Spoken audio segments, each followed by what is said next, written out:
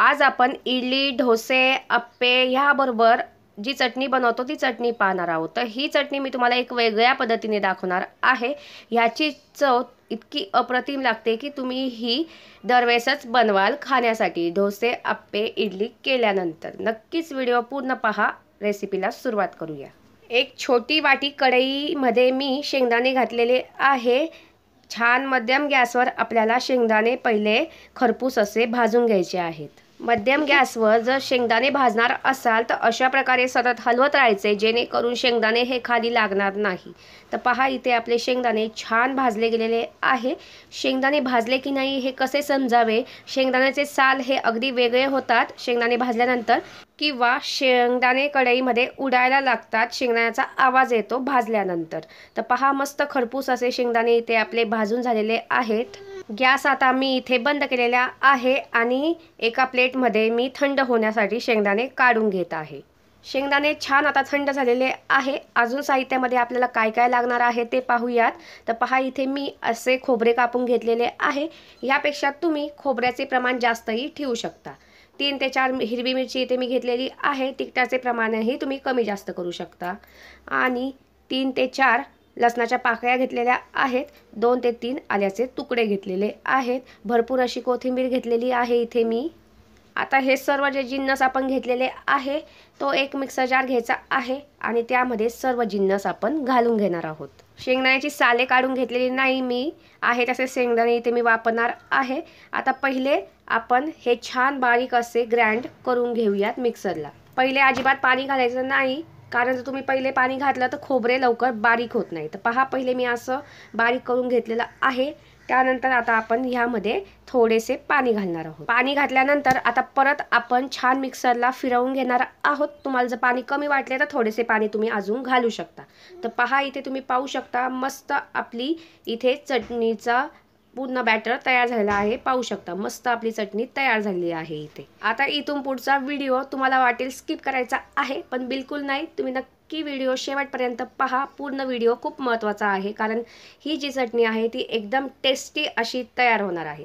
तर पहा, चटणी मी एका भांड्यामध्ये काढून घेतलेली आहे। मिक्सरच्या भांड्यामध्ये अजून थोडे पाणी घालून मी मस्त ह्यामध्ये हलवून हे पण ह्यामध्ये काढून घेते। तर पहा, अशा प्रकारे मी पाणी घालून घेतलेलं आहे मिक्सरच्या भांड्यामध्ये। झाकण लावून ह्या प्रकारे आपल्याला हलवायचं आहे आणि चटणीमध्ये हे काढून घेणार आहोत आपण। चटणीची तुम्हाला कन्सिस्टन्सी कशी पाहिजे, घट्ट पाहिजे किंवा पातळ पाहिजे, त्या प्रकारे तुम्ही ठेवू शकता। तर पहा, अशा प्रकारे मी इथे चटणीची कन्सिस्टन्सी बनवून घेतलेली आहे। छान सर्व मिक्स करून घेतलेलं आहे। तुम्ही पाहू शकता कन्सिस्टन्सी ही चटणीची पाहू शकता। यानंतर यामध्ये आपण घालणार आहोत चवीनुसार मीठ।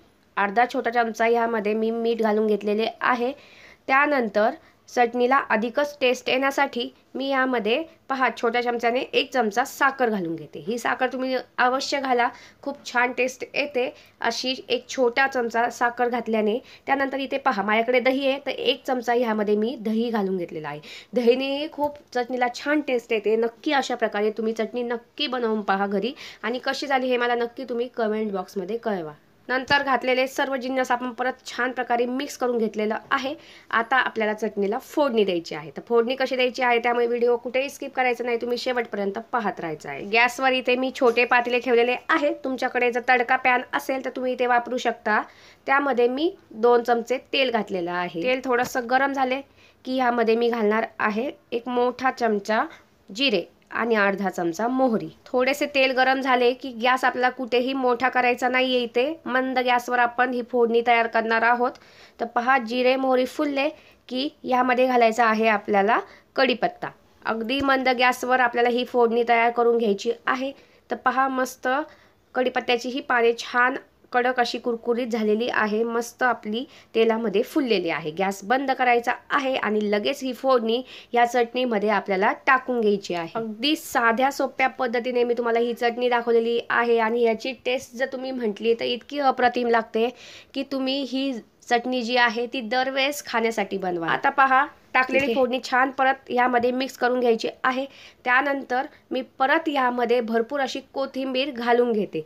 पहिले बारीक करताना आपण कोथिंबीर वापरलेली आहे, पण परत अशी कापून कोथिंबीर ह्यामध्ये मी घालून घेतलेली आहे, कारण कोथिंबीरीमुळे ह्या चटणीला खूप छान टेस्ट येते।